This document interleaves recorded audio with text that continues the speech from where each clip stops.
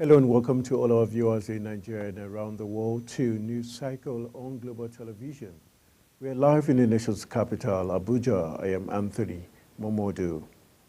President Bola Tinubu has reiterated his administration's resolve to pursue a comprehensive economic security framework for the country while addressing fundamental challenges and creating a fair and equitable system in which all Nigerians can thrive.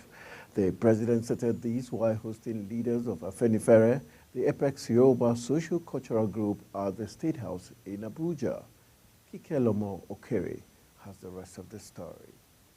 Speaking when he received leaders of Afenifere leaders, the president says his administration is re-engineering Nigerian finances and seeking to boost the purchase power of citizens and spread prosperity down the line by instituting a credit system where the element of cash is not an impediment to a significantly enhanced standard of living for all citizens, adding that Nigeria must secure itself economically first before it can achieve any of its more sophisticated objectives. We have the solid mirror that has attracted a lot of insecurity, scavenging, and others. Then we have special forces that is facing that now. We will have an effective forest guards that will be, fully in control of our forests in the country. Speaking on the security, the president declared that those who threaten the sovereignty of Nigeria will pay a heavy price. From hosting flags on the Nigerian properties and sovereignty, we have degraded terrorism to a level that they could not threaten the sovereignty of this country any longer. Earlier in his remark, His Royal Majesty Oba Olufalaye commended the president for his courageous decision and for the rehabilitation of the Third Mainland Bridge in Lagos, as well as other critical ongoing projects. He urged the president not to relent in ensuring fairness and equity for all Nigerians, while noting the importance of a constitutional amendment to devolve more powers to states. President Tinubu, however, thanked the esteemed delegation for their prayers and support, assuring them that he will not relent in his resolve to advance Nigeria. Kikelomo Okere, Global Television News. The Zamfara state government has banned all political office holders and heads of agencies from conducting any interview, issuing statements, or airing programs on radio, television, and social media without seeking permission from the authority. The government also warned media organizations based in the state to desist from conducting or airing any radio or television program without the approval of the Ministry of Information. The state's Commissioner of Information, Manil Haidara, said the Information Ministry was highly committed to observing and monitoring all radio stations for compliance. The Armed Forces of Nigeria has condemned the act of citizens taking up arms, saying it's unacceptable and it's against the constituted government. Director of Defense Media Operations Major General Edward Buba made this known at a strategic meeting with journalists in Abuja, saying anyone or group that contravenes the provision of the Constitution is inviting severe military action and would be dealt with decisively. Kikelomo Okere tells us more. While keeping the journalists abreast with the activities of the troops in the theaters of operations in the last 2 weeks, the Director of Defense Media Operations urged the civil populace and civil society to galvanize support in a whole-of-society approach to facilitate a total defeat of terrorists in the country, adding that the military is working decisively to kill the terrorists, dismantle their networks, and create conditions whereby they cannot carry out acts of terror or harm the citizens.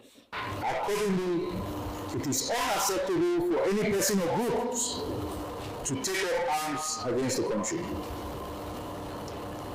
And anyone or group that takes up arms against the country, be sure that you are inviting military action, and we will decisively take actions to deal with you. The one that happened in Ibadan, I'm very fortunate that we did not get to the scene as the first responders. Wearing uniform and carrying arms, you're a dead man. And now I'm speaking from the military point of view on these matters.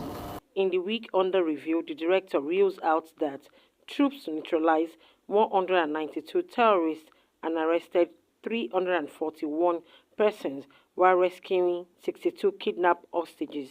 3 PKT guns, 15 fabricated guns, over 900 rounds of 7.62mm special ammunition, among others. Troops in the Niger Delta area discovered and destroyed 99 dugout pits, 36 storage tanks, and 192 cooking ovens. During the process, the troops recovered 349,970 liters of stolen crude oil and 112,135 liters of illegal refined automotive gas oil. The troops destroyed illegal refining sites. Troops arrested illegal bunkers in Ugu and Ethiopia West local government area of Delta State. Thereafter, troops conducted raid operations to southern Ijaw and Akinima local government areas of Bayelsa and Rivers States. Overall, the troops of Operation Delta Sea recovered over 790,000 liters. The Military High Command says it will continue to fight and defeat the enemies so as to create a safer environment for citizens. Kike Lomo Okere, Global Television News. Governor Umar Eno of Akwa Ibom State has constituted a committee to interface with relevant government agencies to propose necessary actions to mitigate the effect of an impending flood in the state. The committee was set up 2 days after the federal government issued an alert warning that at least 31 states in the country, including Akwa Ibom, were at risk of severe flooding. The Minister of Water Resources and Sanitation, Joseph Youssef, who gave the warning, said that 148 local government areas across 32 states were among the high flood risk areas for 2024. The traditional ruler of Sansani Chiefdom in Kasol local government area of Taraba State, Alhaji Abdul Mulitalib Jankada, has been shot dead by gunmen inside his palace. It was learned that the gunmen invaded his palace while resting after the day's activities and shot at him during the attack. The assailant who rode into Sansani town on motorcycles sneaked into the palace, went straight to a room where the monarch was sitting and shot him several times, seizing his phones afterwards. The late traditional ruler is said to be buried after prayers according to Islamic rites. Amidst discussions on national security strategies and welfare initiatives, the Chief of Army Staff, Lieutenant General Tarid Lagbaja, emphasized that the Nigerian Army would stop at nothing to neutralize the activities of the terrorists. At the closing ceremony of the Chief of Army Staff's First Quarter Conference 2024, Lieutenant General Tarid Lagbaja issued a stern warning to criminal elements across Nigeria. Kike Lomo Okere has the rest of the story. The First Quarter Conference provides the top brass of the Nigerian Army an opportunity to brainstorm and appraise the Nigerian Army's activities so far this year. With an unwavering determination to combat crime, Lieutenant General Lagbaja underscores the Army's readiness to confront any threat to national security head-on. The Chief of Army Staff's warning served as a reminder of the Army's commitment to protecting the nation and its citizens from all forms of criminality. Is the case with our quarterly conferences. This first quarter conference has provided the top brass of the Nigerian Army an opportunity to brainstorm and appraise the Nigerian Army's activities so far this year. It equally enabled us to confirm the level of implementation of decisions taken during the annual conference held in Maiduguri in December last year. And I'm happy to report that our findings have been largely satisfactory. I'm particularly happy that the conference organizers have sustained participation. They have carefully selected middle cadre officers and the leadership of our senior non-commissioned officers.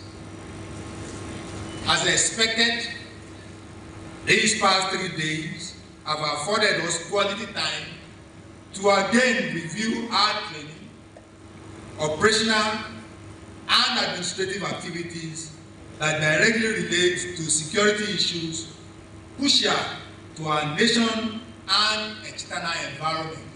The Army Chief reiterated the Army's commitment to work collaboratively with sister service and security agencies to ensure the security of all Nigerians. He further acknowledged the invaluable support of law-abiding citizens and urged them to continue to support the Army in its efforts to create a safe environment conducive to good governance and economic prosperity. I'm not in doubt that the Nigerian Army is blessed with competent and committed personnel at all levels to ensure a substantial level of success that can help create the enabling environment necessary for good governance and economic prosperity. As the conference came to a close, the Army boss message echoes a call to action, urging all stakeholders to unite in the fight against crime for a safer and more prosperous Nigeria. The high point of the event was the presentation of commendation plaques to 7 commanders so as to encourage them in their respective duties. Kike Lomo Okeri, Global Television News. The authority of the Nigerian Army has released the monarch Prince Clement Ikolo Ogenerukewe, declared wanted a few weeks ago over the killing of 17 military personnel that were killed in Delta State. Briefing journalists in Abuja, the Chief of Army Staff, who was represented by the Director of Army Public Relations, Onyema Nwachukwu, says the decision was taken after due investigation which revealed that there is insufficient evidence to indict the embattled king. Sharon Ajay has the rest of the story. Handing over him to the senator representing Delta Central at Army headquarters, the Army spokesman Onyema Nwachukwu says the monarch is released after the intervention of the senator representing Delta Central, who testified to the decent character of the monarch, adding that the Army has not exonerated anybody regarding the incident, but decided to release the monarch after intervention of highly placed personality in the society and painstakingly review done by the Nigerian Army. It has been decided that His Highness will release to the distinguished senator who has agreed to act as surety for his release on the condition that he will always assist the Nigerian Army and other agencies of government investigating the Oguam killing incident to have access to the monarch whenever needed. The Nigerian Army, therefore, hereby releases the Honorable His Royal Highness Clement Ikolo Ogenerukewe to the King of Ewu Kingdom, to distinguished Senator Stafiloni, representing Delta Central, as a responsible national political figure. In the remark, the monarch of Iwu Kingdom in Delta State applauds the Nigerian army for the treatment given to him while he was in custody. The entire Senate of Nigeria, the House of Rep, the army, I really want to thank the army, especially the facility where I was. The commanding officer was amazing, and the people there, the service they gave was really good. They looked after me, and they did so well. I also want to thank the intelligence, the Nigerian Army Intelligence Corps, the chief of the Intelligence Corps. I want to thank him, for all for looking after me. In his remark, the senator representing Delta Central assured that he will avail the monarch once he is needed for interaction. But I would like to emphasize that the king has been treated in a professional manner. Access to medicine, Bible, and other comforts are made available. Lastly, I'd like to formally state that, as the General mentioned earlier, the king is being handed over to my care, and I will, of course, make him available should they require any further interaction with him to assist with the investigations. It could be recalled that the Military High Command has earlier launched manhunt for the arrest of those who perpetrated the Dastardly Act, the development that has made residents of Okwama to desert the community. The high point of the event was the signing of the short form by the senator representing Delta Central. Sharona J. reporting for Global TV News. The Inspector General of Police, Olukayode Egbetukun, has withdrawn all police officers attached to the embattled former governor of Kogi State, Yahaya Bello. The Nigerian Immigration Service had earlier placed the former governor on its watch list after the Economic and Financial Crimes Commission declared him wanted in connection to an alleged case of money laundering to the tune of 80.2 billion naira. A federal high court in Abuja discharged and acquitted former Attorney General of the Federation and Minister of Justice, Mohammed Adoke SAN, of the money laundering charges brought against him by the Economic and Financial Crimes Commission. The presiding judge, Justice Iyan Ekwo, while delivering a ruling on the no-case submission filed by the former AGF, held that the EFCC failed to establish a prima facie sufficient evidence case against him.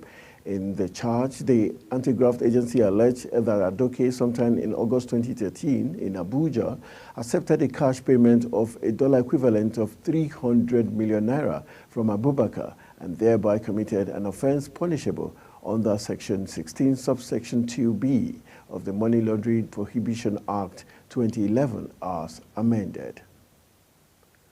The immediate past governor of Anambra State, Willie Obiano, failed in his bid to quash the 4 billion naira theft charges filed against him by the Economic and Financial Crimes Commission.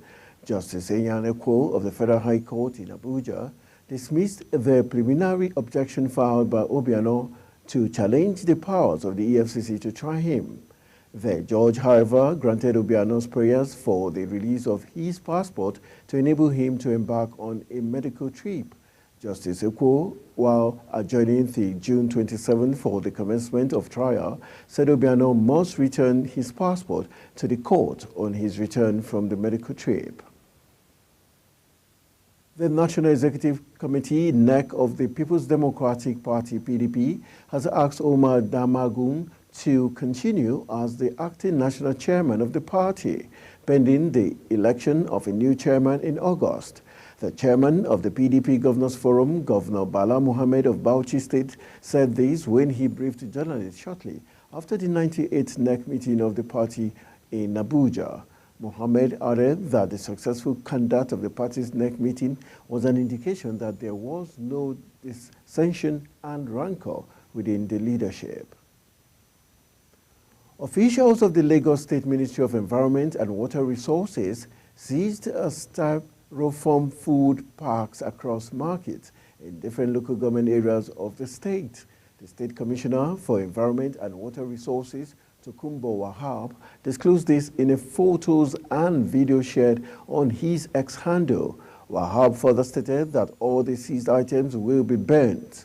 He added, all the seized items have been evacuated to Marina TLS in Bolade Oshodi for incrimination. In January, the Lagos State government, through the Ministry of Environment and Water Resources, announced the ban on the use and distribution of the styrofoam and other single-use plastics across the state. You're watching News Cycle coming to you live from Nigeria's capital, Abuja. We're on Star Times channel 276. Kindly follow us on all social media platforms using @Global TV NG and other handles now showing on your screen.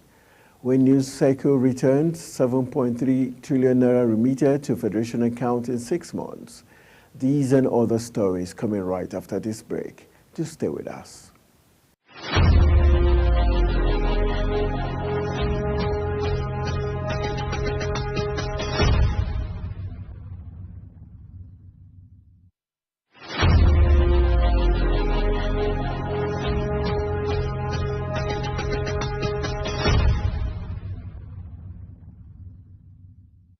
Welcome back from the break. The Minister of Interior, Olubunmi Tunji-Ojo, led a test run of the newly installed electronic gates, e-gates, at the Nnamdi Azikiwe International Airport in Abuja, affirming that the project was almost completed. Tunji-Ojo announced plans to deploy the e-gates for full operation by the following week.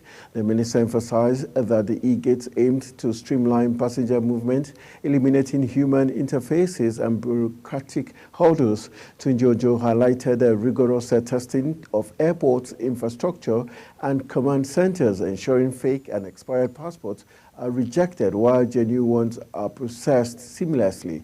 He underscored the e-gates' role in boosting airport security and preventing unwanted individuals from entering Nigeria. And that's how we call it a wrap on News Cycle. I am Anthony Momodu saying thank you for watching.